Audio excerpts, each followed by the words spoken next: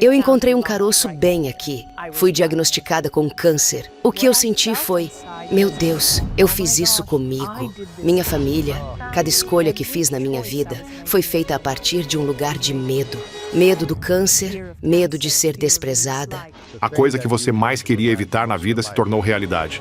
Ela Sim. está aqui para te mostrar como viver uma vida mais plena, para que você não precise morrer com arrependimentos. Por favor, recebam Anita Moore Jani. Eu podia ouvi-los dizendo para Danny: ela não vai sobreviver a essa noite. E enquanto eles falavam sobre tudo isso, senti que saía do meu corpo. Nunca me senti tão bem antes. Nunca me senti tão livre. Depois de sair do coma, todo mundo diz que eu era como uma pessoa diferente. Eu estava leve. Eu estava eufórica, mas eu sabia. O importante era que eu sabia que estava curada. E é isso que quero tentar replicar para as pessoas que estão doentes. Se o amor é nossa verdadeira natureza, então por que parece tão mais fácil e natural escolher o medo e a divisão? Acho que, embora o amor seja nossa verdadeira natureza, somos ensinados que... Isto é fascinante porque eu nunca conheci alguém que morreu e voltou. E, essencialmente, foi isso que aconteceu. Um coma. Você tecnicamente morreu? Ou foi apenas um coma por 30 horas e então você estava vivenciando algo diferente? Eu estava em coma, meu coração não parou de bater. Eu não estava clinicamente morta, mas fui clinicamente diagnosticada como estando em coma, onde os médicos disseram à minha família: é isso, ela não vai sobreviver a esta noite, seus órgãos estão falhando. Mas... Você está em estado crítico? Sob suporte vital? Eles têm uma máquina conectada a você. eu estava conectada a uma máquina de oxigênio. Tipo, eu não conseguia respirar sem aquele oxigênio. Eu também tinha um tubo de alimentação. Eu não conseguia comer, então havia nutrição sendo injetada no meu corpo. E claro, monitores de frequência cardíaca e tudo mais. Eu tinha todos esses tubos conectados a mim. Logo, eles estavam te mantendo viva. Sim, estava me ajudando a respirar, mas meu coração não parou de bater. Claro. Mas sim, eles estavam me mantendo viva. Eu teria sufocado se não tivesse o aparelho de respiração. Uau. E meus pulmões estavam cheios de líquido. Então, mesmo deitada, o líquido, eu sufocaria com o meu próprio líquido. Eu tinha que estar um pouco inclinada e ter os tubos de oxigênio. Ok. Eu estava pesquisando sobre sua história de vida e como você cresceu com um condicionamento em torno de, você sabe, viver com muita ansiedade, tentando agradar as pessoas, tentando fazer a coisa certa, tentando se encaixar na sua cultura indiana, tentando se comportar de uma certa maneira para agradar as pessoas, tentando não chatear ninguém. E além disso, você tinha uma dieta perfeita, pelo que parece, para tentar prevenir o câncer. Sim. Porque você tinha medo de ter câncer. E muito da sua vida foi vivendo com medo. Você foi vegana crudívora por um tempo. Você seguiu a Ayurveda por um tempo. Você fez todas essas coisas certas para não ter câncer e mesmo assim você teve câncer. Sim. Por que você acha que teve câncer mesmo tendo feito tudo o que a ciência recomenda para não ter? Porque eu acho que a ciência perde um ponto. E realmente foi preciso a morte para eu entender isso e compartilho porque não quero que as pessoas tenham que morrer para descobrir isso. O maior assassino foi o medo, o constante viver com medo, fazendo tudo o que eu fiz a partir de um lugar de medo. Não importa o que você coma, mas se você estiver sob estresse constante e ansiedade dia após dia, tentando viver a vida de uma certa maneira. Por exemplo, na comunidade em que cresci, meus pais são indianos, mas eram imigrantes. Vivíamos em Hong Kong, uma cidade predominantemente chinesa. Fui a uma escola britânica, então meus colegas, meus companheiros de classe, eram todos britânicos, e eu não me encaixava. Não me encaixava com as crianças britânicas, porque meus pais estavam me incutindo a cultura indiana. Não me encaixava com as crianças chinesas, porque sou indiana. Mas, quando eu estava com crianças indianas, eu não me encaixava lá também, porque minha primeira língua começou a se tornar o inglês e comecei a ficar, imersa na cultura britânica, cultura pop britânica e música pop britânica. E assim eu era diferente. Eu era todas essas coisas e nenhuma dessas coisas. Eu sempre tentava me encaixar. Onde quer que eu estivesse, sentia que não me encaixava. Outra coisa é que, enquanto eu crescia, meus pais tentavam me preparar para um casamento arranjado. Eu não queria este tipo de casamento, porque nenhum dos meus amigos britânicos teve que passar por isso. Então eu queria... Eu queria estudar, eu queria ter educação superior e conseguir um emprego e ganhar meu próprio dinheiro e viajar pelo mundo. Mas não me deixaram fazer nada disso porque isso te faz menos desejável para um potencial marido de casamento arranjado. Uau!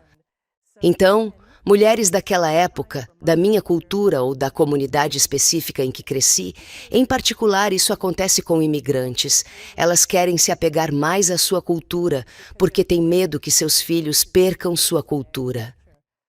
Então, eu cresci em uma cultura com muita disparidade de gênero, onde o valor de uma mulher é medido por quão valiosa ela é para os homens de sua comunidade. Interessante. Sempre tive baixa autoestima e sempre tentei me encaixar, sempre tive medo de desagradar as pessoas, especialmente meu pai. Eu sabia que meu pai estava frustrado comigo desde que eu era criança, só porque eu era menina. Sério? Eles favoreciam os meninos. Eles favoreciam os filhos ao invés das filhas. Filhas são vistas como um peso. Sério isso? Sim, sim. Quer dizer, eu sei, fardo? sei que está mudando hoje, então não estou tentando criticar toda a minha cultura. Mas eu conheci muitas pessoas no mundo que disseram, oh meu Deus, você está contando a minha história. Então eu sei que não estou sozinha nisso. Meninas são consideradas fardos pelos pais ou por toda a sociedade? Pelos pais e por toda a sociedade, porque, novamente, na comunidade e na cultura... Como estão? Como nascem os homens? Através das mulheres. Exatamente. Ainda tem o fardo, sim. E ainda assim, quando uma mulher está grávida, há todos os bons desejos, como todas as orações feitas para ela, e ela pode ir ao templo onde os sacerdotes estão abençoando-a, estão todos abençoando-a com um filho. E na nossa cultura, uma bênção é que você seja abençoado com filhos. Nossa. Sim. Ok. Como foi? Quantos anos você tinha quando tentaram arranjar um casamento para você?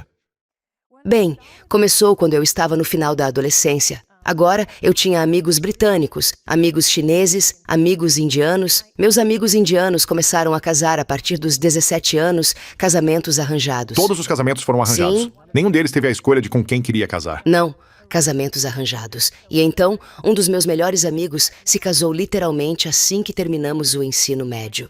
Naquele verão, estávamos de férias e um dos meus melhores amigos indianos me disse: meus pais acabaram de me noivar. E eu fiquei tipo, o quê? E então... meus pais não me pressionaram a entrar nisso tão cedo, mas quando eu tinha 19 anos, minha outra melhor amiga, que era como uma irmã para mim, ela ficou noiva. Aí, quando eu tinha 21 anos, meus pais disseram algo como... Você está atrasada nessa idade? Você já está atrasada agora. Sim. Seus amigos ficaram noivos? Eles conheciam as pessoas com quem iam noivar? Não, eles conhecem a família depois de estarem noivos, mas aí já é tarde demais para desistir. Você não pode desistir. Não é recomendado fazer isso. Eles não chamam de forçar, mas desencorajam você. Mas se você fizer isso, você meio que é, excomungado, Você é sim. evitado pela família, comunidade ou pela cultura. Porque eu fiz isso e fui rejeitada pela cultura e pela comunidade. Então você tinha 21 anos. Você tem um casamento arranjado. E o que acontece? Então, demorou um pouco porque eu ainda estava me rebelando, mas eles começaram a tentar me empurrar para um casamento arranjado. E no começo, eu disse, não, vou encontrar meu próprio marido. Mas então comecei a me sentir solitária porque todos os meus amigos britânicos tinham ido para a universidade e tinham carreiras. O mesmo com meus amigos chineses. Meus amigos indianos se casaram. Assim, finalmente, eu cedi e fiquei noiva. E quando fiquei noiva, a ficha caiu sobre como seria o resto da minha vida, porque descobri que a família na qual eu ia me casar não queria que eu trabalhasse fora de casa. Porque eu tinha, sempre que eu dizia para meus pais, quero trabalhar, quero viajar, e eles diziam, você pode fazer isso depois que casar, se seu marido aprovar. Novamente, em nossa comunidade, em nossa cultura, uma mulher não sai da casa dos pais. Ela sai quando se casa. E então ela vai morar com o marido. e provavelmente com os pais dele também. Isso é comum em diferentes culturas, eu acho. Que tipo, você pode não sair da casa dos seus pais se for uma filha até os seus 25 anos, ou até 30. Enquanto você estiver solteira, você fica com seus pais. Muito interessante. Claro, isso está mudando, mas isso é para te dar um pano de fundo da minha própria vida, Uau. minha cultura, a minha criação.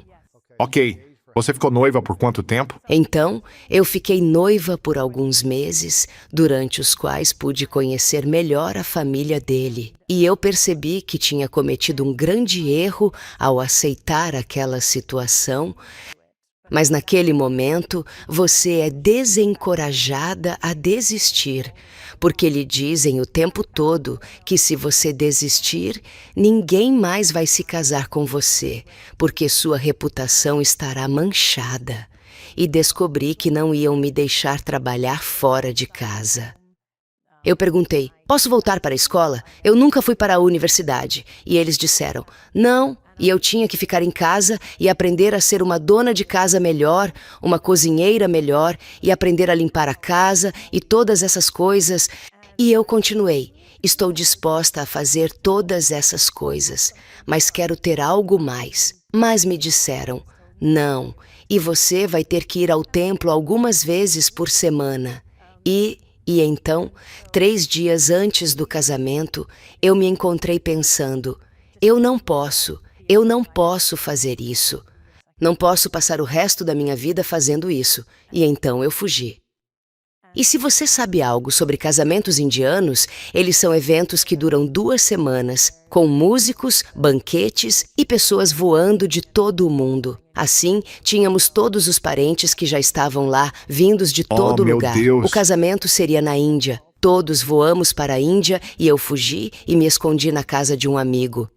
3 dias antes de você se casar. Sim, e eu trouxe muita vergonha para minha família e a família dele. E isso isso foi há muito tempo. Isso foi em 1987. E toda a comunidade indiana em todo o planeta tinha ouvido sobre o que eu fiz. E isso foi antes dos dias da internet. Oh, meu Deus. Falar sobre, eu acho, vergonha que você estava sentindo. Provavelmente culpa, além da vergonha. Culpa, vergonha. Eu tinha decepcionado meu pai ainda mais. Não é de se admirar que eu fosse uma decepção. Ninguém nunca saiu de um casamento. E essa pessoa fez isso, certo? Foi assim que Foi pareceu, assim que se certo? sentiu. Sim, isso Você é é a realmente... única pessoa que já fez isso. Sim, era realmente assim que me sentia. Tive tantos parentes dizendo para mim, nós voamos para cá. E sabe, eles trouxeram presentes Ai, e... meu Deus. Foi. E as pessoas estavam dizendo à minha família, eles estavam culpando meus pais, dizendo, vocês a mimaram. Por que você não a obrigou a aparecer no templo? Meu Deus. Todos esses parentes iam até meus pais, até a porta deles, e diziam que nenhum pai ia deixar o filho chegar perto de mim depois do que eu fiz. Ai, meu Deus. Todos os amigos e as famílias que vieram de longe estavam como envergonhando seus pais e dizendo que eles deveriam ter forçado você a se casar e não permitir que fosse uma criança Sim. mimada, ou seja o que for. Tipo, Sim, literalmente, eles disseram. Você deveria simplesmente dar um tapa na sua filha e fazê-la aparecer no templo. Eles estavam até dizendo isso no dia antes do casamento, porque eu já tinha desaparecido. Eles falavam algo como, você sabe, podemos encontrá-la e simplesmente dar um tapa nela e mandá-la para o templo. que maneira traumática de se casar. Que maneira traumática Eu se sei. isso realmente acontecesse de ser como, nós vamos te forçar, e você vai ter que gostar. E minha mãe disse, não vou forçá-la. Se ela estava tão angustiada que teve que fazer isso, não vou forçá-la. Havia muita coisa acontecendo dentro Sim, dela. acho que o instinto materno dela se manifestou e, sabe, Ela estava te protegendo. minha mãe me protegeu. Ela disse que não faria aquilo, não ia me forçar. E minha mãe disse, obviamente, há algo que está impedindo ela de se sentir confortável para fazer isso, para se mudar com ele. E eles, os parentes, estavam dizendo, eles vão resolver isso depois que se casarem. Apenas faça ela passar por isso.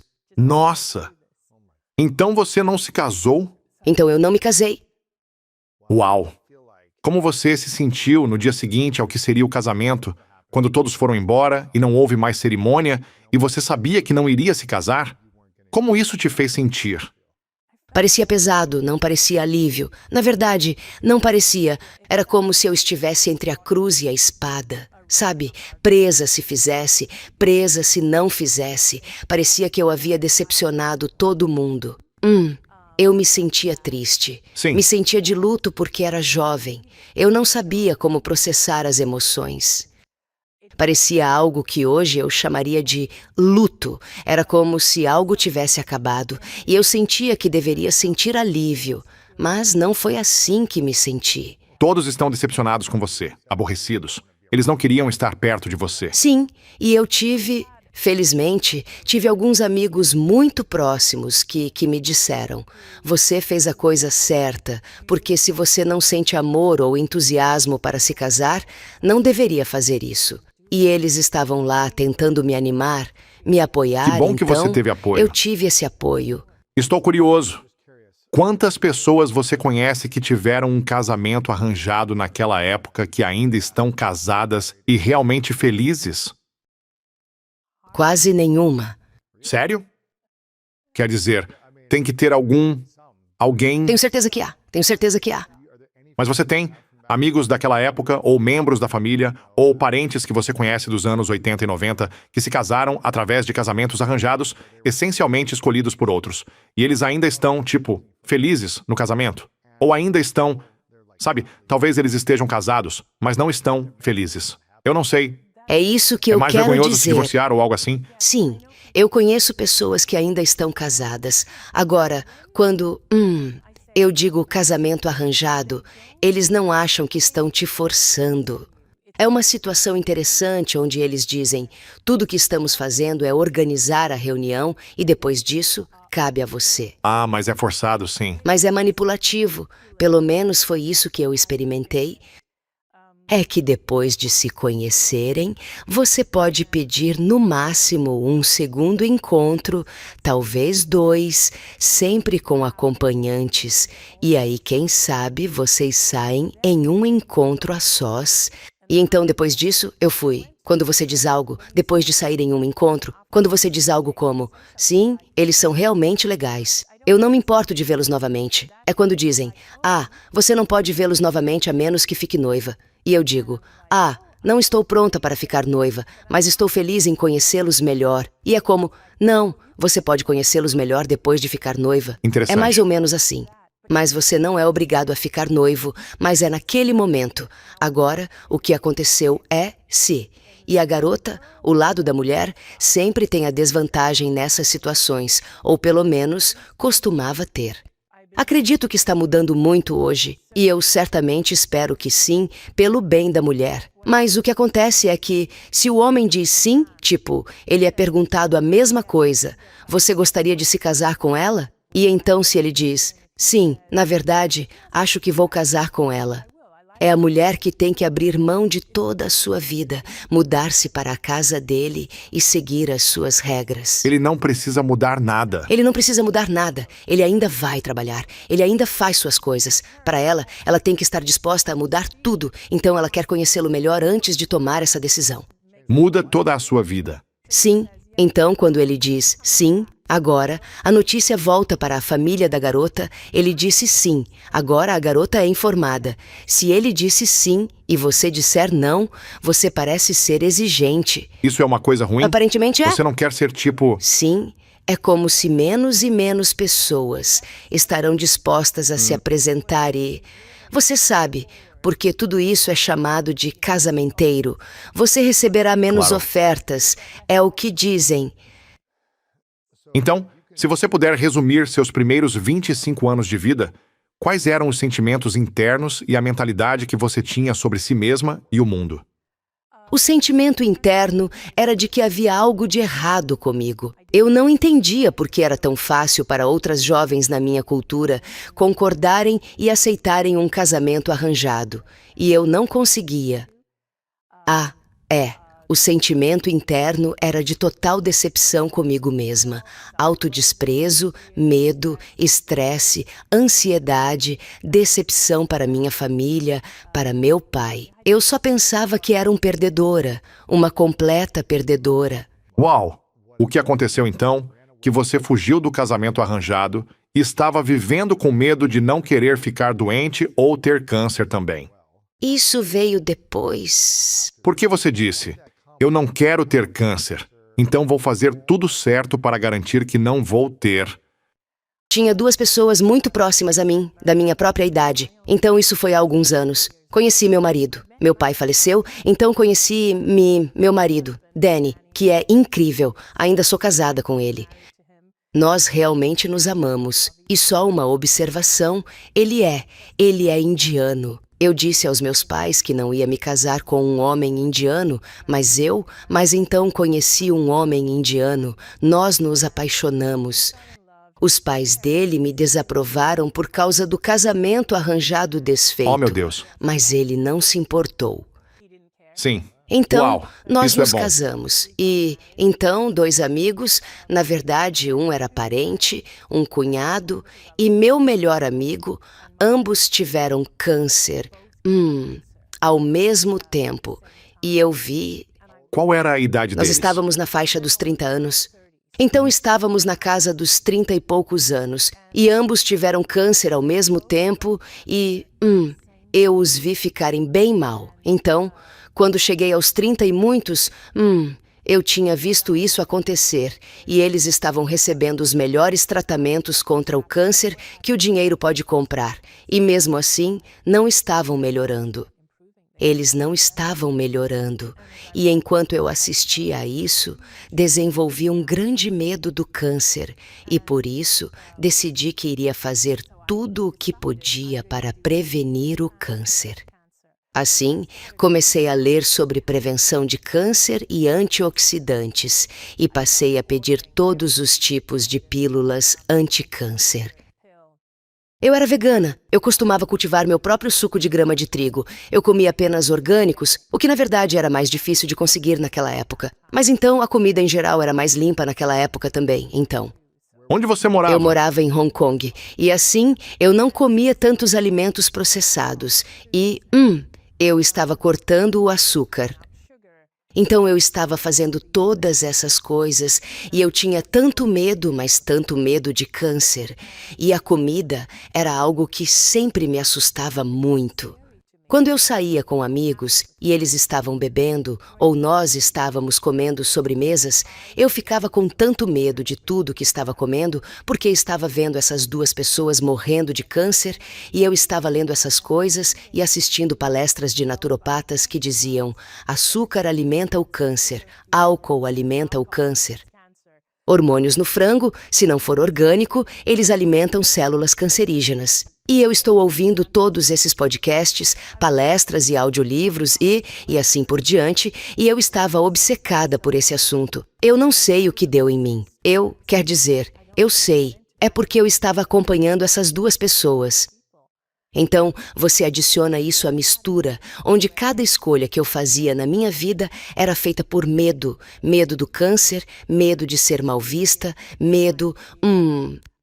E por causa da minha criação, você sabe, onde mencionei que as mulheres eram realmente recompensadas por serem submissas, eu não era alguém que era expressiva. É incrível como eu nunca poderia imaginar a vida que estou vivendo hoje, onde estou escrevendo livros, falando publicamente em podcasts, como com você, que alcançam milhões de pessoas. Eu nunca, jamais poderia ter imaginado isso para mim.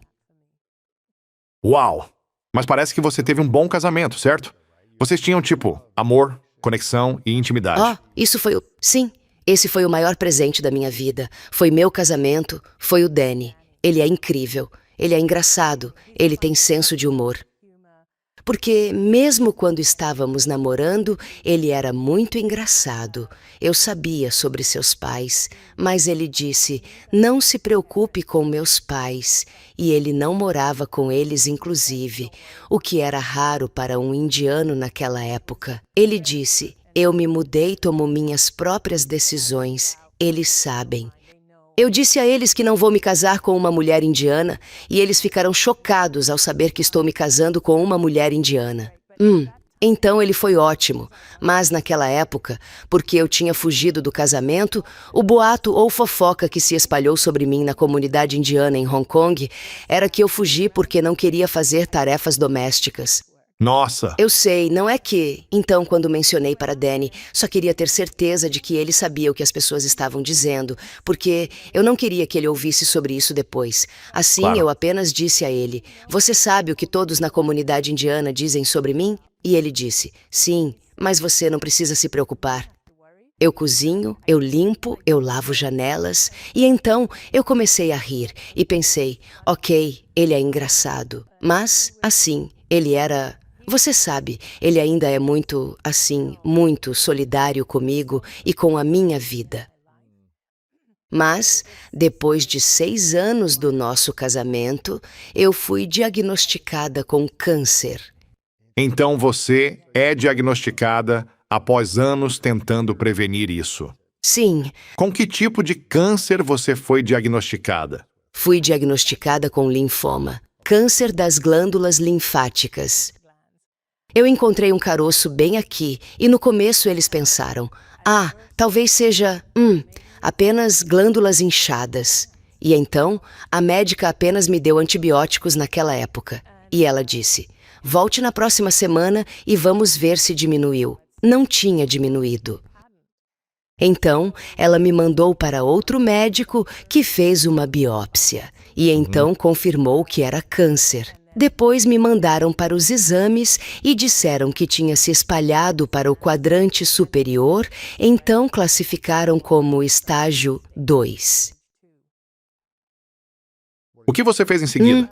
Então fiquei com ainda mais medo. Certo. A coisa que você mais queria evitar na sua vida se tornou realidade. Sim, A coisa mais assustadora que você queria evitar? a coisa mais assustadora que eu queria evitar aconteceu. Porque tiveram seus 2 amigos. Eles ainda estavam se Não, recuperando na verdade, disso? Eles sobreviveram? enquanto eu lidava com o câncer, tinha a imagem de que isso seria uma sentença de morte, porque estava assistindo a eles nesses anos. Enquanto lidava com o câncer, ambos morreram, um após o outro. E para mim, Oh, meu Deus! isso confirmou na Nossa minha Senhora! cabeça, na minha realidade, que isso é uma sentença de morte.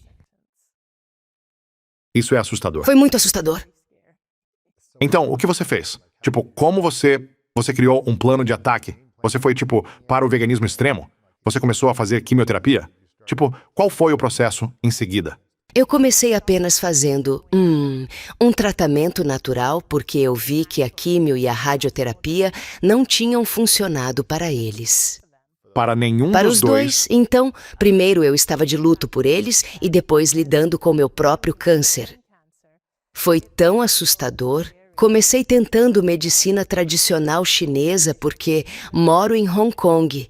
Isso estava tão facilmente disponível para mim, mas também conhecia muitos naturopatas porque eu estava muito interessada nesse assunto de comer saudável.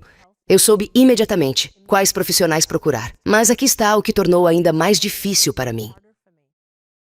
Eu tinha todas essas pessoas. Como Hong Kong é muito desenvolvido, ocidentalizado, há mais medicina ocidental disponível do que, digamos, medicina tradicional chinesa, embora seja uma cidade que fica fora da Interessante. China, porque Hong Kong foi governado pelos britânicos. Ok. Então é muito infiltrado por leis britânicas, sistema legal britânico, organizações britânicas. Então,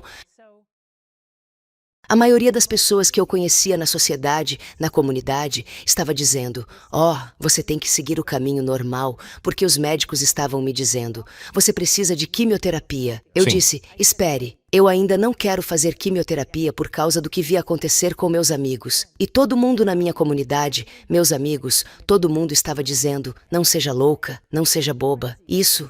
Não brinque com sua vida, faça o que os médicos estão dizendo. Meus amigos naturopatas, porque eu estava tão envolvida nisso, estavam dizendo: não faça quimioterapia, é veneno, vai te matar. É como um veneno? Sim, então eu tinha ambas as opiniões nos meus ouvidos e isso me deixava ainda mais presa todos os dias. Eu ficava como: o que eu faço? Eu não sei o que fazer. Era simplesmente o pior lugar. Eu tinha medo do câncer, eu tinha medo da quimioterapia, dos tratamentos para o câncer, eu tinha medo da morte, eu tinha medo de tudo. Era como se eu estivesse presa. Eu me sentia como se estivesse em uma armadilha. O que você fez? Eu tive que deixar Hong Kong por um tempo e clarear minha mente. Eu então fui para a Índia. Agora, apesar de ser etnicamente indiana, nunca morei na Índia, mas já viajei para lá muitas vezes. Assim, eu passei cerca de 6 meses lá fazendo Ayurveda e na Índia, porque eu estava longe de todo aquele barulho e conflito dos dois lados dizendo para não fazer isso ou aquilo. Não seja maluca. Não faça isso. Eu estava longe de tudo isso e comecei a praticar Ayurveda e comecei a seguir um professor de yoga, que era um professor ayurvédico e ensinava yoga como um modo de vida completo. Ele ficava me dizendo, esqueça a palavra câncer, é apenas um desequilíbrio no seu corpo. Vamos equilibrar seu corpo. Isso me fez sentir tão bem. Pela primeira vez, senti que o medo estava começando a diminuir. Estava realmente mudando. E ele me deu um roteiro real. Eu tinha que ir todos os dias às 6 horas da manhã. Eu tinha que ir por 1 hora para o professor de yoga, o ashram. E então, eu poderia voltar para casa. Minha mãe tinha uma casa lá naquela época porque ela tinha saído de Hong Kong depois que meu pai faleceu. Eu ia para casa e todas as noites às 18 horas tinha que voltar. Portanto, 2 vezes por dia eu tinha que ir para esse ashram, que ficava bem perto da minha casa, então era ótimo. Isso é como fazer uma prática de yoga ou meditação, exercícios Era de tudo, respiração. era meditação, prática de yoga, exercícios de respiração e um ensinamento sobre o que comer, o que não comer. E havia a esposa dele também, e eles verificavam. Como você está se sentindo? Como está seu corpo? E eles conversavam comigo, e assim era. Fiquei lá por 6 meses fazendo isso todos os dias, e eles me acompanhavam. E quanto à minha dieta, estava vegetariana, eu não precisava mais ser vegana. Quando eu estava com os naturopatas em Hong Kong, eles eram naturopatas ocidentais. Fui incentivada a ser vegano cru orgânico. E eu não gostei disso de jeito Sim, nenhum. isso é difícil. Foi difícil. Já na Índia me disseram que, não, você pode comer comida quente. Você pode comer especiarias, você pode comer queijo, leite e queijo cottage, que é o paneer. Então minha dieta realmente se expandiu. Você pode usar óleos, manteiga e ghee. E assim, eu estava aproveitando a comida. Na verdade, eu estava ficando cada vez mais saudável.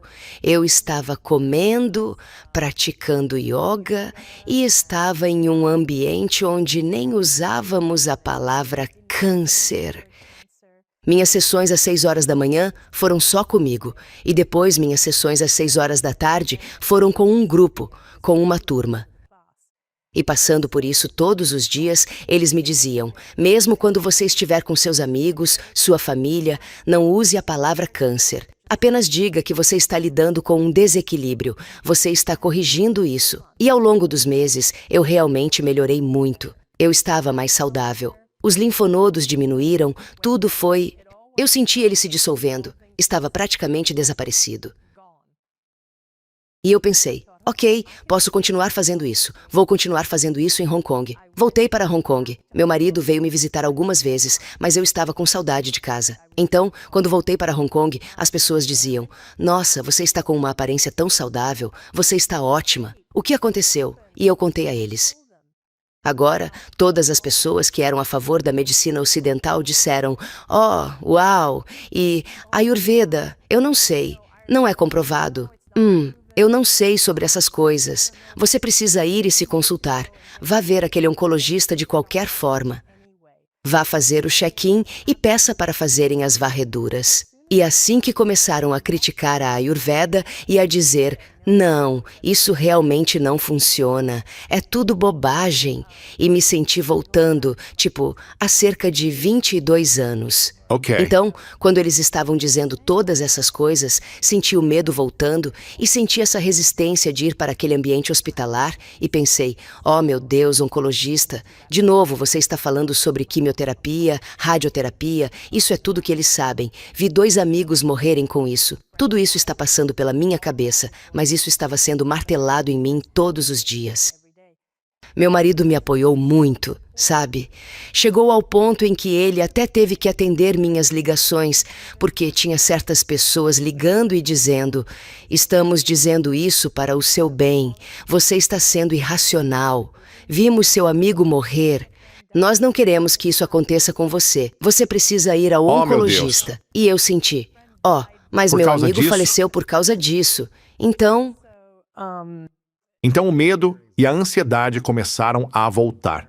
O ambiente, os amigos, Embora suas intenções fossem boas, sua energia, suas Sim. palavras, o ambiente ao redor disso consistentemente criava uma reação dentro de você que causava mais estresse, ansiedade e tensão. O que causou a inflamação do câncer a voltar. É o que estou ouvindo. sim, exatamente. E demorou alguns meses, mas eu comecei a sentir todos os linfonodos incharem novamente. Eu sabia que tinha voltado. E fiquei realmente com medo de novo. E naquele momento, eu simplesmente não conseguia lidar com isso mais. E eu disse: tá bom, eu vou ao médico. E eles tipo, Está bem sim, ali. está bem ali. Foi como se tudo voltasse, sabe? Sim, e Interessante. eles disseram ao meu marido que eu tinha apenas 3 meses de vida. Então, daquele momento até você estar no hospital por 30 horas em coma porque seus Sim. órgãos falharam, quanto tempo? Quanto tempo foi desde aquele momento quando lhe disseram que você tinha 3 meses de vida até que você teve 30 horas em coma? Na verdade, levou apenas 6 semanas para eu realmente me deteriorar daquele jeito. Porque desde então, para mim, ir a um hospital, ir ver oncologistas, ir e começar todo aquele processo foi tão traumático que, novamente, isso me leva a me perguntar: o que há de errado comigo?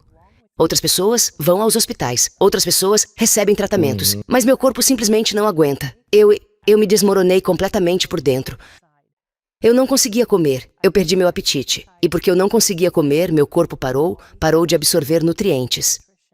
Sim. Meus pulmões começaram a se encher de líquido. Eu cheguei a pesar 39 quilos e foi muito rápido que isso aconteceu. Eu diminui drasticamente no minuto em que comecei a entrar em todo o ambiente clínico hospitalar de oncologia. É por isso que hoje, e estou apenas avançando 1 minuto, sou uma grande defensora de mudar a maneira como os hospitais tratam os pacientes, porque para mim foi incrivelmente traumático. Sim. Eu vi pessoas morrerem nessa situação. Nem todo mundo faz isso, mas parece muito frio. Muito e frio. assustador. Não parece emocionalmente acolhedor. De forma alguma, e sabe, você não sente que eles realmente te ajudaram, não é? Eles simplesmente passam para o próximo. É só, vamos terminar logo isso e correr para a próxima consulta. O sistema inteiro está quebrado porque não incentivam os médicos a serem verdadeiros profissionais Sim. de saúde, sabe? É tipo, você só precisa atender os pacientes e passar para o próximo. Sim. Então, sabe, quem é o culpado, né? Mas enfim, Sim, não é culpa do médico. Eles entram no sistema querendo ajudar as pessoas. é o sistema, Sim, certo? Sim. Deve ter sido assustador naquela época. O que aconteceu bem antes de você entrar em coma? Você se lembra de algo? Sim, claramente. Então, como os médicos disseram ao meu marido que eu tinha apenas 3 meses de vida, basicamente, eles te colocam em ou eles meio que dizem: não há realmente nada que possamos fazer, sabe? Então eu estava apenas sendo mantida confortável em casa, eu tinha Esperando para morrer. Sim, eu tinha uma enfermeira em tempo integral. Ela ficava comigo o tempo todo e minha mãe voou para Hong Kong para ajudar a cuidar de mim. E meu marido, Danny, ele perdeu o emprego porque ficava em casa o tempo todo. Ele não queria me deixar nem por 1 minuto, caso, você sabe, algo acontecesse. E ao longo dessas semanas, minha condição deteriorou cada vez mais rápido. Tipo, eu estava sufocando com meu próprio fluido. E, eu tive que trazer, eu tinha o tanque de oxigênio em casa. Eu comecei a precisar do oxigênio conforme as semanas passavam. Não conseguia ficar nem 5 minutos sem oxigênio, nem mesmo 3 minutos. Simplesmente, o tempo foi ficando cada vez menor que eu poderia ficar sem oxigênio. A cada 2 semanas, eu tinha que ir à clínica para drenar o líquido dos meus pulmões. E assim, eu me deteriorei a tal ponto que, na verdade, no dia 1º de fevereiro, eu estava com tanta dor e tanto desconforto. E eu pedi à enfermeira se ela poderia me dar uma dose maior de morfina para que eu pudesse dormir, porque mesmo quando eu me deitava, eu sufocava. E claro, mesmo na cama, eu usava o oxigênio. Então, ela me dava morfina e foi para casa à noite. Tipo, ela saía às 10 e depois meu marido ficava na cama comigo. E na manhã seguinte, no dia 2 de fevereiro, eu não acordei. E meu marido chamou o médico e o médico disse: "Se você conseguir levá-la ao hospital, por favor, traga-a para cá. Tipo, chame uma ambulância e traga-a para cá." E ele estava tentando te acordar. Estava te sacudindo. Ele estava tentando, porque meu marido disse: "Tem que haver algo que você possa fazer." Sabe, ele não estava pronto para desistir. Você não estava acordando, mas seu coração ainda estava batendo. Meu coração ainda batia porque o médico perguntou: "Ela ainda está viva?" Ele disse: "Sim, ela ainda está viva." Ele falou: "Ok, se ela ainda está viva, traga-a. Se o coração dela ainda está batendo, traga-a. Vamos verificar se há algo." Ele te levou. Então ele me tirou de casa e fomos na ambulância. Minha mãe foi também. E nós vamos para o hospital. E eu já estou em coma. Agora, os médicos estão me olhando e estão dizendo: "Ela está em coma." E eles estão testando e verificando meus olhos. E está nos meus registros médicos que ela está clinicamente diagnosticada como estado em coma. E eles disseram: "O coração dela ainda está batendo, mas ela não está lá. Mas eu ainda estou conectada." E então eles tiram todas as coisas portáteis, o oxigênio portátil, e me colocam no oxigênio real. E dizem: "Ela está completamente desnutrida." Isso foi a primeira coisa que disseram. Ela está completamente desnutrida. Porque você não estava comendo há 6 semanas ou algo assim. Aí eles disseram que iam colocar um tubo de alimentação em mim e que iam me alimentar com nutrição dessa forma. E foram me conectando a um monitor cardíaco e aquele aparelho para medir o oxigênio no dedo. Eu estava toda conectada, mas pelo menos estavam me alimentando. E eles disseram que meus órgãos tinham parado de funcionar. Disseram que meus rins já tinham começado a falhar, porque meus tornozelos estavam inchando muito. Então, disseram ao Danny que eu não ia nem sobreviver à noite. E enquanto falavam sobre tudo isso, senti que saí do meu corpo. Literalmente, era como se eu estivesse com tanto medo. Medo da morte, medo da doença, medo do tratamento, medo de tudo. E não havia para onde ir. Eu explodi, como se tivesse saído do meu corpo. E eu me tornei ciente de tudo o que estava acontecendo ao meu redor. E me dei conta do meu corpo físico que estava deitado naquela cama de hospital. Mas eu estava em coma, olhos fechados, então eu não estava olhando de forma física. Foi algo mais poderoso do que isso. Foi como uma consciência... Foi como uma consciência periférica de 360 graus. Então, não era como se você estivesse acima olhando para tudo, mas você ainda podia meio que ver tudo ao seu redor. Sim, eu conseguia. Eu estava ciente. Eu conseguia ver meu corpo e eu me senti incrível. Eu nunca me senti tão bem antes. Nunca me senti tão livre. Não havia medo. O medo se foi. A dor se foi. Simplesmente me senti melhor do que jamais me lembrei de ter me sentido em toda a minha vida física. E me senti poderosa. Nunca tinha me sentido tão poderosa assim. Você conseguia ouvir o que estava acontecendo ao seu redor? Você conseguia ver quem estava na sala, como se pudesse sentir, eu acho. Mas era de uma perspectiva diferente. De uma perspectiva diferente. Interessante. E eu podia ouvir, não com meus ouvidos, mas... E eu podia ver, ouvir e sentir o que estava acontecendo além do quarto do hospital, lá fora. E eu vi e ouvi os médicos dizendo ao Danny: "Ela está... Os órgãos dela pararam de funcionar. Eles estão parando, você sabe, pararam um por um. Os rins dela pararam completamente." Eu podia ouvir eles dizendo para Danny: "Ela nem vai conseguir passar dessa noite. E se há alguém que você precisa informar, agora é a hora." Eu podia ver minha mãe segurando um dos médicos pelo braço ou o cotovelo dizendo: "Não há nada que você possa fazer?" Os seus olhos estavam fechados durante isso, mas Sim, isso foi confirmado depois. Todas essas coisas aconteceram. sim, isso foi confirmado Uau! depois, porque Interessante. eu não deveria ter ouvido nada. Eu nem deveria ter ouvido o que eles estavam dizendo. Que os médicos estavam dizendo ao meu marido que eu não passaria daquela noite, porque ele depois me disse que isso não foi dito no quarto, mas sim no corredor, perto da enfermaria. Mas você ainda ouviu de alguma Eu forma? ouvi, é como se eu estivesse em todo lugar. Eu estava em. Tipo, sua alma se expandiu e tinha sentidos diferentes. Exatamente, é. O que eu entendi é que, em nossos corpos físicos, somos seres de 5 sentidos. Mas quando não temos mais nossos corpos, somos, na verdade, seres multissensoriais. Foi assim que me senti. Isso é fascinante. E, então eu me sentia expandida e poderosa. E parecia que eu entendia porque eu tinha o câncer pela primeira vez. Era como se eu estivesse em um estado de clareza. O que esse entendimento? O que ele disse pra você?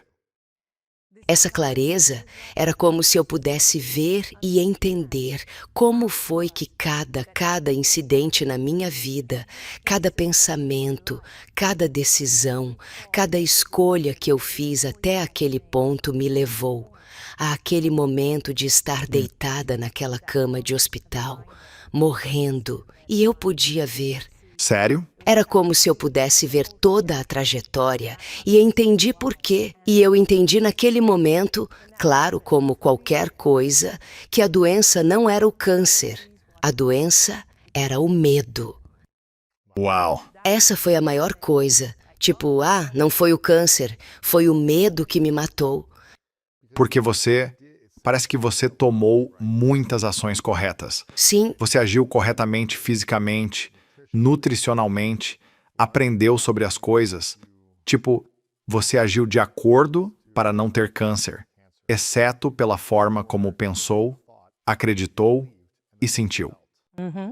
E essas conexões criaram tanta tensão ou medo, ou acúmulo canceroso. sim, Isso se manifestou do seu pensamento para a sua mente e para todo o seu corpo.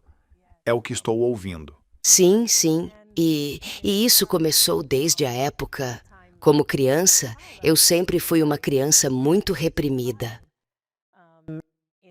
Introvertida, tímida, criança reprimida Então, o que parecia para mim, novamente, não sou uma cientista ou médica, então só posso falar do que parecia para mim naquele estado. Eu queria saber também. É tipo, como eu pude ter algo tão sério e agressivo? Tipo, eu não fiz nada para merecer isso, eu fui tão cuidadosa com a minha dieta e tudo mais. E a resposta, ou o entendimento que eu sentia, era que não era porque você fez algo errado, era porque sua alma, ou quem você é tão poderosa que está querendo se expressar há muitos anos. Uau! E você reprimiu isso, não só porque achava que não era boa o suficiente e que não era digna por ser uma menina, e depois por causa do medo, da ansiedade e da necessidade de agradar as pessoas. É você reprimindo algo tão poderoso que quando explodiu, explodiu. Isso, na verdade, é a maneira da sua alma se expressar. E se você acha que o câncer é agressivo, é apenas uma mensagem de quão poderosa sua alma é. É seu corpo se comunicando com você. Era como uma criança pequena em você que foi reprimida por mais de 35 anos. 40 Sim, anos? pelo menos 40 anos. 40 anos Sim, gritando pra você, dizendo que se você não vai me ouvir e realmente se comunicar, sim, vou expressar isso através da dor, para sim, que você seja forçada a ouvir. sim. E aqui está a coisa. Meu Deus, isso é Essa, fascinante. essa, repressão era tão Esse desejo de agradar as pessoas estava tão enraizado em mim que, mesmo enquanto sofria de câncer, o câncer não foi o câncer que me curou dessa necessidade de agradar, foi a morte, e é por isso que continuo compartilhando minha mensagem. Enquanto eu tinha câncer, eu ainda tentava agradar as pessoas, mesmo precisando de ajuda. Até a morte. Sim, e quando as pessoas tentavam me ajudar, elas diziam: nós vamos te levar, vamos fazer coisas para você. Eu dizia: não se preocupe com isso, não quero que você se incomode. Estou bem, posso lidar com isso. Eu não queria que as pessoas soubessem que eu estava doente. Eu não queria que as pessoas pensassem que eu precisava de ajuda. Só quando morri percebi: meu Deus, sabe, eu preciso deixar as pessoas me ajudarem quando eu precisar de ajuda.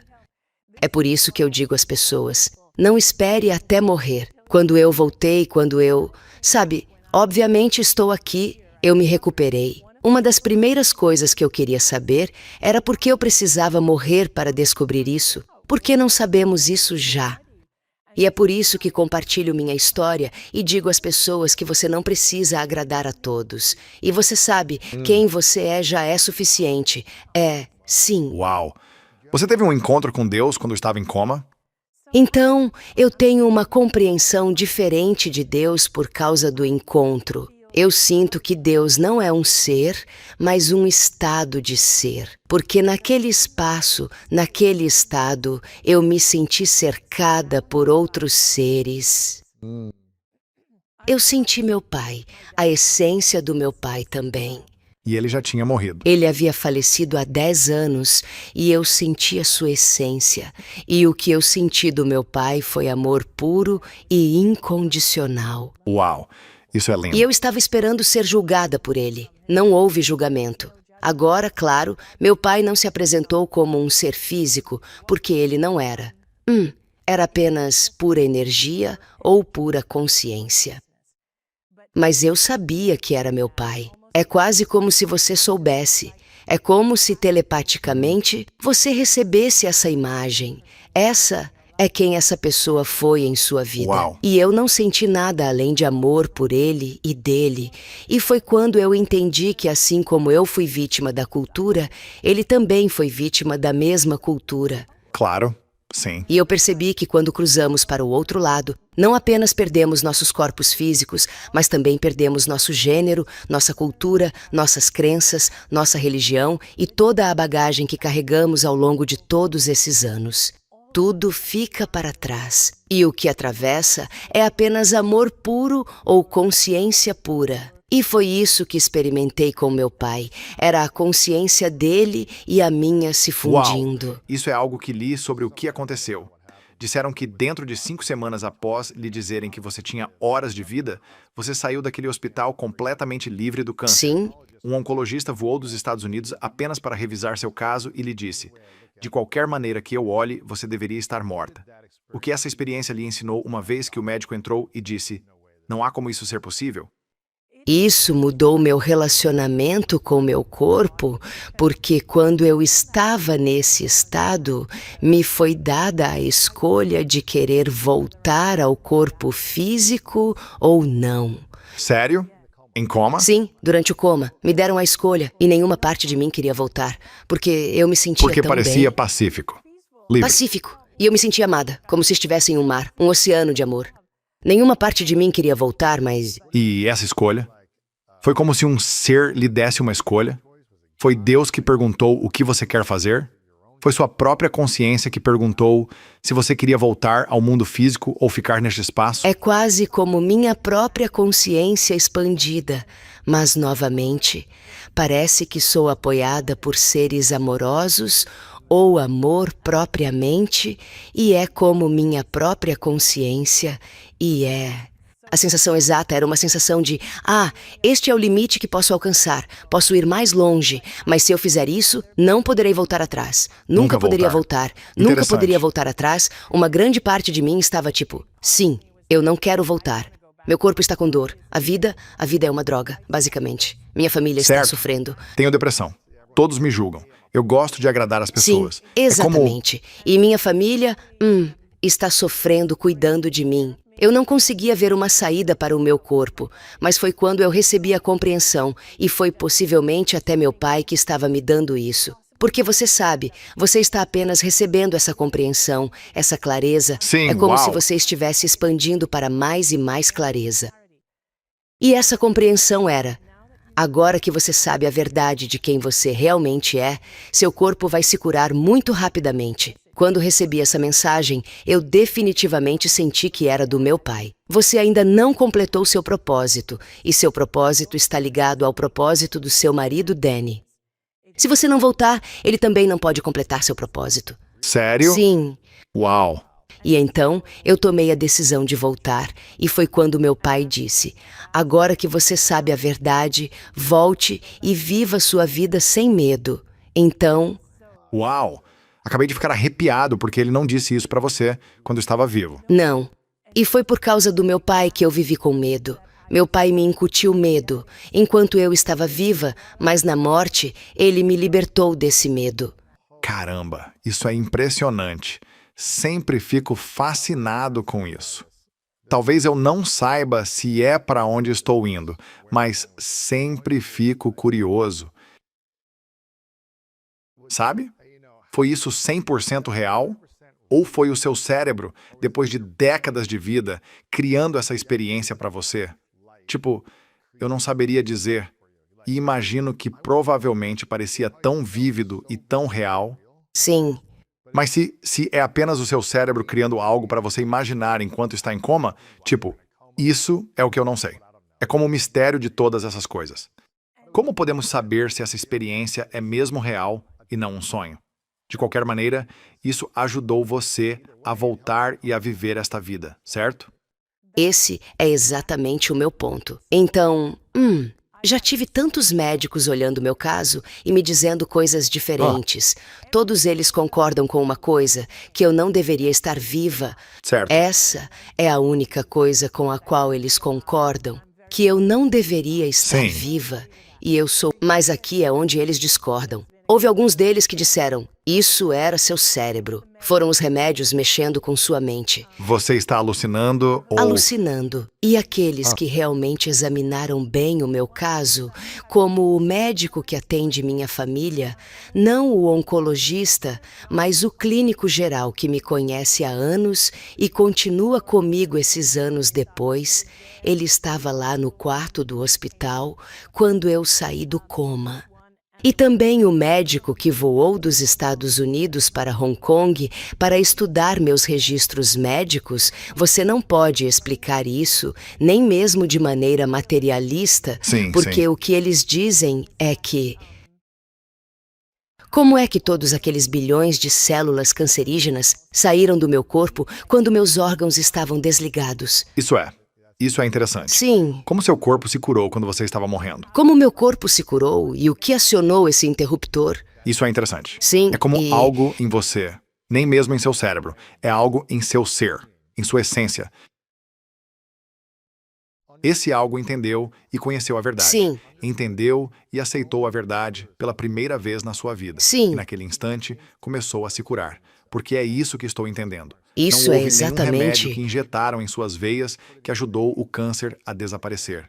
Não houve. Alguns deles afirmam que o remédio ajudou sim, mas também Mas foi de qualquer tarde forma, demais. mesmo que ajudasse, voltaria. E você, Sim, morreria. eles disseram que não tinha como isso sair do meu corpo em tão pouco tempo. Em 3 semanas, eles não conseguiram encontrar nenhum vestígio de câncer no meu corpo. Que loucura. E quanto tempo você já tinha doente? 4 anos. Você teve isso por 4 anos e estava piorando. Seus órgãos Sim. estavam falhando. Você ficou em coma por 30 horas, quase morreu. E então, E eles me deram uma dose de quimioterapia que não deveriam, que na verdade deveria ter piorado as coisas. O que a maioria dos oncologistas disse, isso deveria ter te matado mais rápido. sim. E eles disseram, mas quando você entrou em coma, algo aconteceu. Como se um interruptor de genes tivesse sido ativado. Um gene de cura Sim. foi ativado e seu corpo começou a se curar sozinho. Então, Sim. 3 semanas depois, não havia mais vestígios. Você ainda estava no hospital, se recuperando? Eu ainda estava muito fraca. Sim. Eu estava recuperando minhas forças. Sim. E eles disseram, você realmente precisa se fortalecer. Agora, depois de sair do coma, todo mundo diz que eu estava parecendo como uma pessoa diferente. Eu estava leve, eufórica, e continuei dizendo para as pessoas, eu estava tentando puxar os tubos, mas os médicos disseram, não, você ainda está em estado crítico. Você estava sentindo algo diferente. Eu disse, eu sei que estou bem. Na verdade, eu disse, eu sei que estou curada, mas meu corpo apenas precisa acompanhar. Mas eu sabia, o importante era... Incrível. Eu sabia que estava curada. E isso é o que quero tentar replicar para pessoas que estão doentes. O problema é que, às vezes, ir ao hospital pode fazer você se sentir mais doente. É de conhecimento geral. E eu acho que você sabe, provavelmente também há pessoas que conheceram alguém na vida que disse, eu me sinto bem, sinto que estou curado. E então, acabaram falecendo, sabe? 6 meses ou 1 ano depois. Então, ainda há medo nas pessoas. Por isso que dizem bem, certifique-se de ir ao hospital, certifique-se de fazer um check-up. Eu sempre sou da mentalidade de ter senso comum. Sim. Tipo, faça coisas, faça check-ups, coma de forma Sim. saudável, faça a coisa certa. E também cuide da Sim. sua mente e das suas crenças sobre a energia que você tem em relação a essa condição. E não permita que isso se torne sua identidade de eu tenho isso. Talvez eu esteja passando por um desequilíbrio. Eu estou vivenciando o que as pessoas chamam disso. E preciso corrigir meu pensamento. Sim. Eu posso corrigir meu pensamento, posso corrigir minha energia e meus sentimentos em relação a isso. E posso fazer as outras ações de bom senso, que apoiarão isso sem o medo. Porque o medo é o que vai alimentar os pensamentos cancerígenos e, portanto, as coisas cancerígenas no meu corpo, certo? E é tão interessante você dizer isso, que se sentiu tão desconectada de si mesma por causa de todas essas emoções reprimidas quando criança e durante toda a sua vida. E até mesmo talvez 5, 6 anos atrás, houve um período da minha vida de talvez 3 anos em que comecei a ter esses tipos de eczema, como erupções surgindo em diferentes áreas do meu corpo, em diferentes períodos, quando eu sentia mais tensão. Uau. E tudo veio de um relacionamento em que eu estava, onde eu me reprimia por eu estava Uau. agradando as pessoas o tempo todo. Eu não estava falando. Eu não estava sendo corajoso na minha comunicação. Eu estava faltando com a coragem porque queria deixar essa pessoa feliz. Eu não culpo essa pessoa por isso, mas era minha responsabilidade não reprimir meus sentimentos. Sim. E eu não tinha coragem, e esse tipo de erupção cutânea aparecia no meu corpo. E eu ficava tipo, sabe, estou comendo saudável. Eu fui ao médico muitas vezes, ou fui a diferentes especialistas, e eu estava tipo, fiz todos os exames de sangue, e eles estavam, você não tem alergias, você não tem nada, você está completamente saudável. Não há nada que você esteja comendo que esteja causando isso. Eles não conseguiram descobrir. Sim. E no fundo eu estava tipo, poxa, eu estou apenas reprimindo minhas emoções, porque sinto dor no peito, sinto aperto na minha garganta. Eu sinto que não posso falar neste relacionamento. E Sim. novamente, isso não é para culpar alguém. Isso é eu assumindo a responsabilidade pela falta de usar minha voz e me expressar para tentar agradar alguém. E então, eu posso me relacionar com essa experiência que você mencionou, onde é como, ok? Sua criança interior, ou suas emoções internas, ou a versão de você que quer que você seja a pessoa mais autêntica. Dentro de você Sim. está chamando sua atenção. Para mim, foi através de, tipo, erupções cutâneas. Através de você, foi com o câncer. E vai continuar gritando para você através de manifestações físicas, Sim. até você mudar sua maneira de pensar e sua maneira de agir e ser. E eu me lembro, no momento em que comecei a mudar energeticamente, isso foi embora. Tipo, as erupções cutâneas que duraram anos sumiram. Uau. E foi tipo, sim, não era comida, não era isso. Era como se eu estivesse reprimindo minha voz e vivendo de forma inautêntica aos meus valores para tentar agradar outras pessoas. E agora, estou meio que um maníaco onde Sim. estou. Você sabe, não de uma maneira negativa, mas estou tipo, se algo estiver errado, vou te contar. Eu estou tipo, Isso vou é te bom, contar. mesmo E assim. vou te confrontar e vou dizer como me sinto. Talvez eu precise aprender a ter um pouco mais de graça com isso. Mas é aprender a não reprimir por medo Sim. de não agradar alguém. Também ter graça e comunicar com coragem e autenticidade funciona. Então, eu acredito muito nisso, porque eu só acho que quanto mais reprimimos nossas emoções, mais dor sentiremos em nossos corpos. Sim, e eu agradeço por você compartilhar isso. Porque, mesmo que tenha sido doloroso para você, Sim. eu estou realmente feliz que você teve essa experiência, porque agora você sabe e entende como pode ser sério. Porque uma das coisas que eu realmente digo é ame-se como se sua vida dependesse disso, porque depende. E quando eu digo ame a si mesmo, o que quero dizer é realmente ame quem você é por dentro e deixe isso transparecer. Deixe isso se expressar. E, você sabe, e quando você estava falando sobre comer os alimentos certos e ou ser sensível em relação a isso, e até mesmo fazer exames ou check-ups médicos, você vai porque tem medo de doenças ou vai porque se ama, ama sua vida e quer viver muito tempo? Sim. Essa é a diferença. Para mim, hoje, eu ainda cuido de mim mesma. Ainda gosto de comer saudável e sou sensata sobre isso. Mas se eu sentir vontade de comer chocolate, eu como chocolate. Meu corpo aguenta, mas tudo que eu faço, faço porque amo a minha vida. Quero viver muito tempo. Eu adoro estar aqui. Então, é uma perspectiva muito diferente. Parece que você teve muita insegurança, baixa autoestima e dúvidas sobre si mesma durante a maior parte da vida. Sim. Então, como alguém pode se treinar para superar a dúvida sobre si mesmo? Existem muitas maneiras de fazer isso, e para mim, eu vou te contar o que realmente mudou na verdade. Foi logo depois que eu saí da minha experiência de quase morte. Eu ainda estava muito fraca. Era talvez o terceiro ou quarto dia, e uma das enfermeiras veio e disse: "Queremos que você se mova um pouco. Queremos que suas pernas se movam." Ela me ajudou a sair da cama, e eu disse a ela: "Faz tempo que não me vejo no espelho." E ela disse: "Ok, vamos te levar até um espelho." Caminhamos até o banheiro. Eu estava segurando o braço dela e estava segurando o suporte de soro, e nós fomos, eu olhei no espelho e eu pesava cerca de 36 quilos naquele momento porque, você sabe, foi apenas 2, 3 dias após a experiência de quase morte. Eu não tinha realmente ganhado qualquer peso significativo de volta. E eu estava careca e tinha essas lesões abertas na pele que estavam enfaixadas. Eu parecia horrível. Eu estava magra. Minhas bochechas estavam completamente afundadas. Eu parecia absolutamente horrível e eu não sabia que era assim que eu parecia. Então, quando me olhei no espelho, fiquei horrorizada porque aquela não era eu.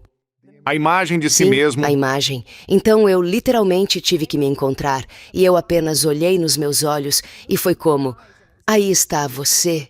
Isso é, sabe? E comecei a chorar. Eu realmente comecei a chorar porque senti por dentro que, oh meu Deus, eu fiz isso comigo através do auto-ódio e sim, e através de me reprimir. E, enquanto eu me olhava, disse: oh meu Deus, eu nunca mais farei isso com você. Mesmo que outras pessoas te decepcionem, mesmo que outras pessoas não fiquem felizes com você ou desaprovem você, eu nunca farei isso com a gente de novo. Então, eu fiz essa promessa, e é o que eu sugiro às pessoas. É olhar no espelho, olhar nos seus olhos e fazer uma promessa a si mesmo de que nunca se deixará abater, mesmo se outras pessoas se decepcionarem contigo. Porque era isso que temíamos, a desaprovação dos outros, e a desaprovação dos outros é o que permitimos determinar nosso comportamento, e é assim que nos perdemos, porque tudo o que fazemos é para ganhar aprovação. Então, olhe nos seus olhos e diga: eu nunca vou te decepcionar.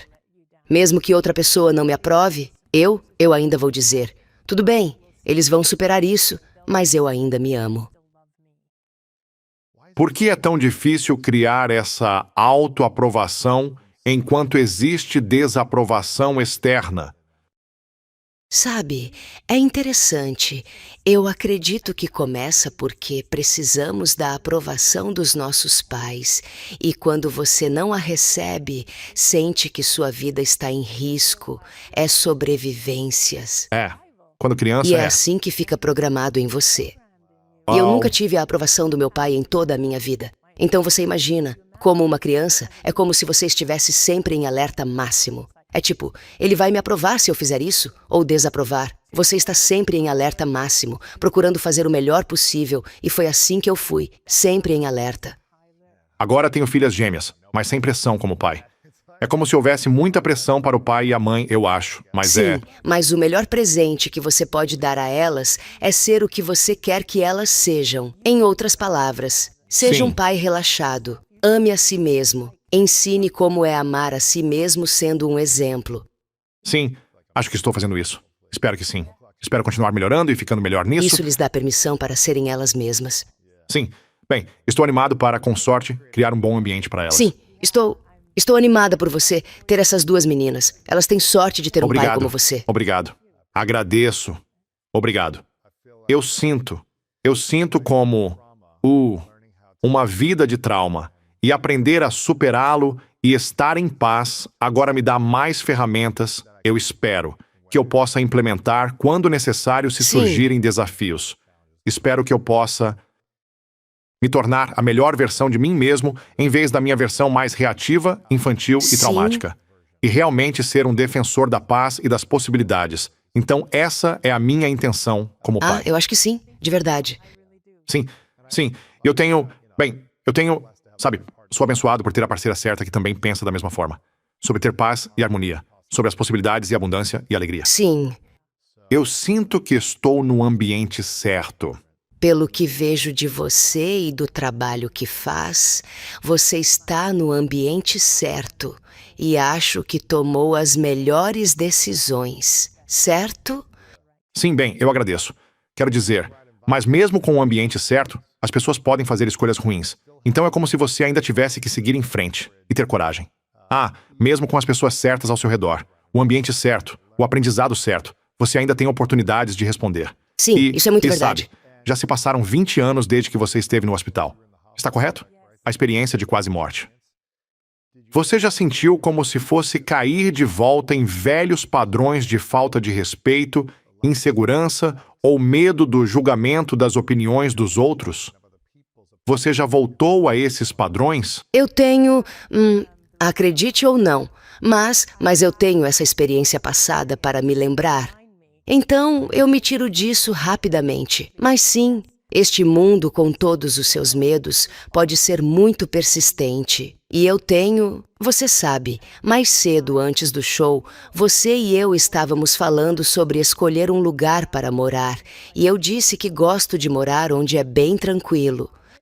Preciso daquele silêncio para que eu possa continuar me encontrando sem precisar de ninguém Sim. ao meu redor para julgar ou observar, sem alguém que eu sinta que está me vigiando ou cuja aprovação eu acho que preciso.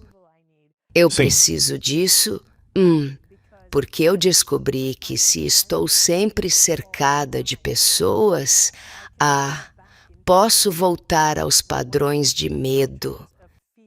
Vivemos em um mundo onde o medo é muito difundido e prevalecente, e eu preciso me afastar disso. E quando estou longe, é assim que eu me curo.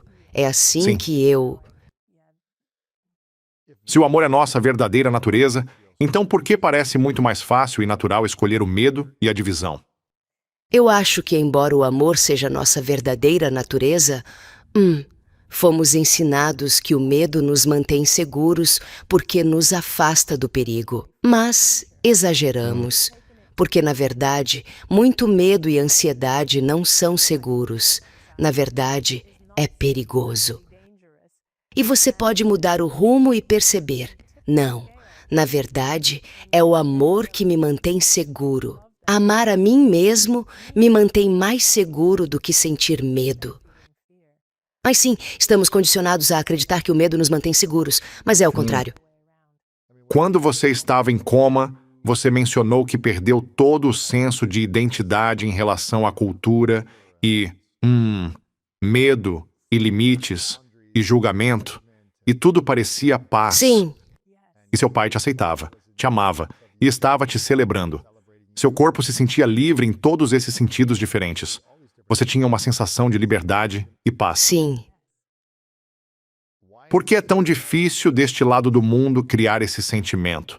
Sabe, porque há tantas distinções diferentes de ambientes, desde cultura a idioma, a fronteiras, regras, leis e conflitos.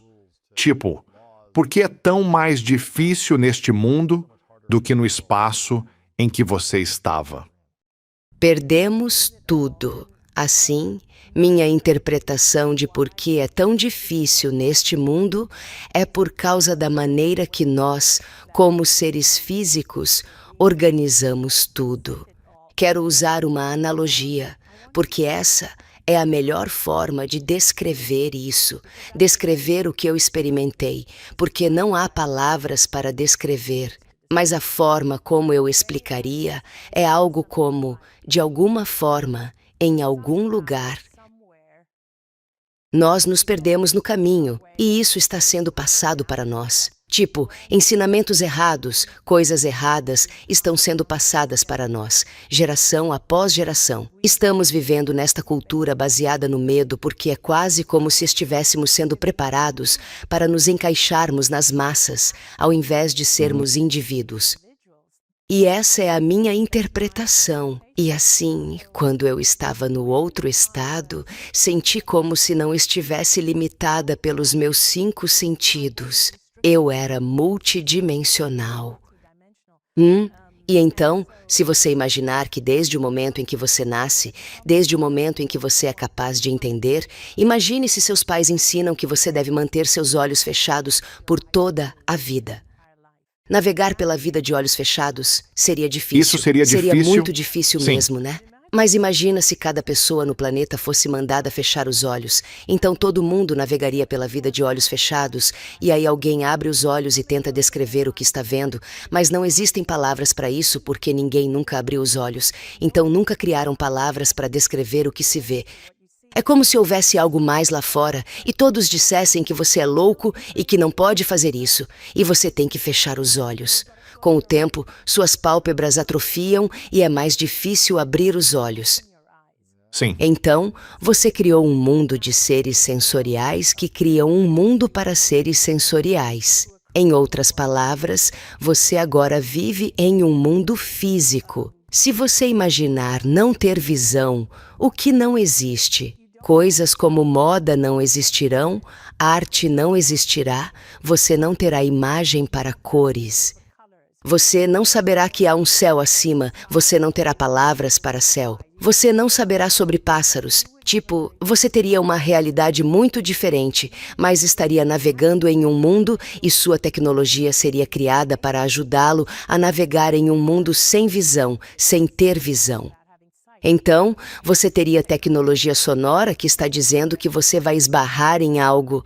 Assim, você sabe quando parar. Agora, atualmente, nós nascemos, eu acredito, como seres multissensoriais.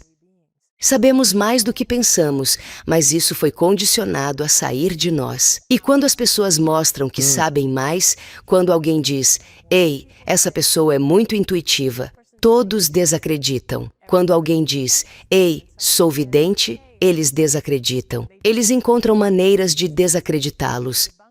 Mas eu realmente acredito que todos nós temos essas habilidades. E então, porque reprimimos tanto de nós mesmos, vivemos pensando que somos apenas seres de 5 sentidos, quando somos muito mais, e somos controlados por esse sentimento de medo. Mas, na verdade, somos muito mais do que isso. E se pudéssemos ver, se estivéssemos conscientes disso, o medo desapareceria. Sim. Isso me lembra a citação de Helen Keller, que vou parafrasear, que é algo como: você sabe, um dos maiores crimes é ter Sim. visão, mas nenhuma visão. Há muitas pessoas que podem ver. Ela não podia ver, mas tinha muita visão. E há muitas pessoas neste mundo que podem ver, mas não têm visão. Eles não têm visão de possibilidades, de como criar mais amor do que são capazes, ou o que quer que seja. E esta é uma citação do seu livro, página 132 do seu livro, Dying to be Me, onde você disse: "Uma das coisas que acredito é que já somos o que passamos nossas vidas tentando alcançar, mas simplesmente não percebemos. Nós chegamos a esta vida conhecendo nossa magnificência. Não sei porquê, mas o mundo parece ir corroendo isso conforme vamos crescendo. E sabe, é exatamente disso que você falou. O condicionamento que você sofreu do seu pai, que ficou desapontado por você não ter nascido menino, tentando te colocar numa caixa de se casar com alguém que você não queria, criando uma crença sobre o que sua vida poderia criar em vez de você fazer isso por si mesma. E assim, você Sim, foi condicionada a acreditar e fechar os olhos e limitar sua visão para o que era possível. No entanto, a garotinha dentro de você, a melhor versão de você estava dizendo: há algo mais. Você sabe, vá, não faça isso, vá fazer aquilo. Mas quanto mais você reprimia isso, seu corpo rejeitava e gritava com você, sim, certo? isso está muito bem colocado. Isso está precisamente certo. E já nascemos com tudo. Já somos tudo o que estamos tentando alcançar. Mesmo quando as pessoas dizem, o que mais posso fazer? Como posso conseguir isso? E eu sempre digo, você não precisa fazer nada. Na verdade, uma das coisas que peço às pessoas é que realmente deixem de lado as coisas que não são elas. Deixe de lado as coisas que você está fazendo porque acha que deve fazê-las. Pare de fazer as coisas que você não quer fazer, mas que está fazendo apenas para ganhar aprovação. Você disse que ser é mais importante do que fazer. Sim. Então, como apenas ser ajuda a resolver os enormes problemas que o mundo enfrenta hoje, se as pessoas não estão fazendo? Você acaba fazendo, mas acaba fazendo de um lugar de ser. Eu faço mais hoje do que antigamente quando tentava agradar as pessoas e costumava pensar que precisava fazer mais para ser uma pessoa melhor. Mas quando pensamos assim, o que estamos fazendo é enviar a nós mesmos a mensagem de que não sou uma boa pessoa quando estou sendo eu mesmo.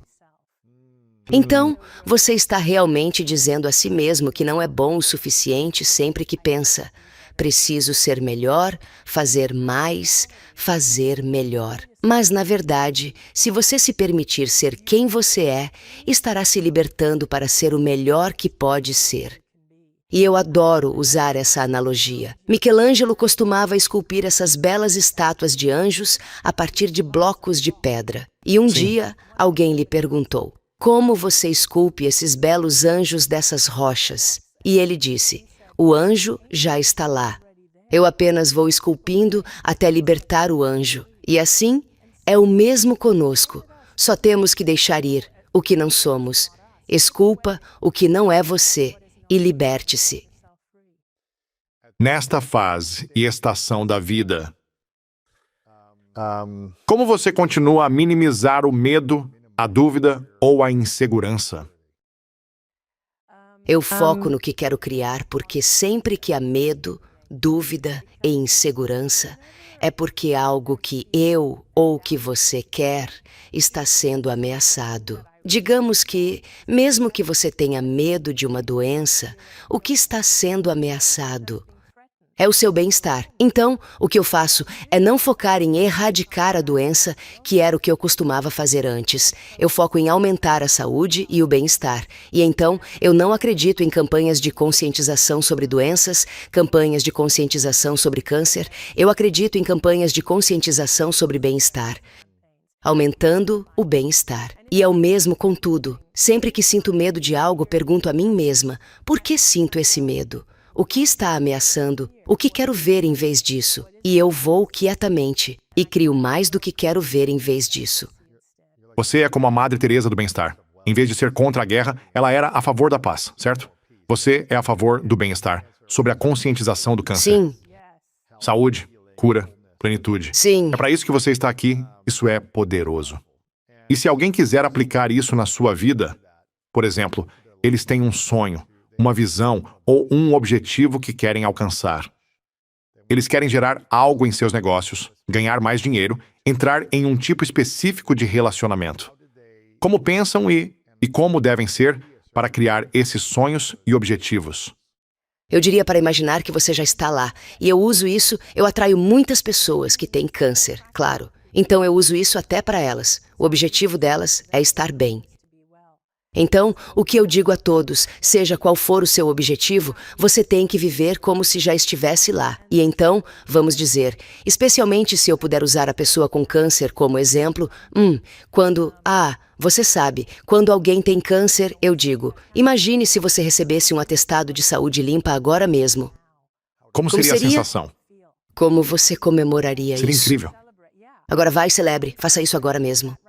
Agora, como você quer viver o resto da sua vida? Você não quer voltar à vida que costumava viver, porque essa foi a vida que te deu câncer, e isso se aplica a qualquer coisa. Se você quer alcançar algum objetivo, alguma grandeza, qualquer coisa, comece a viver como se já estivesse lá.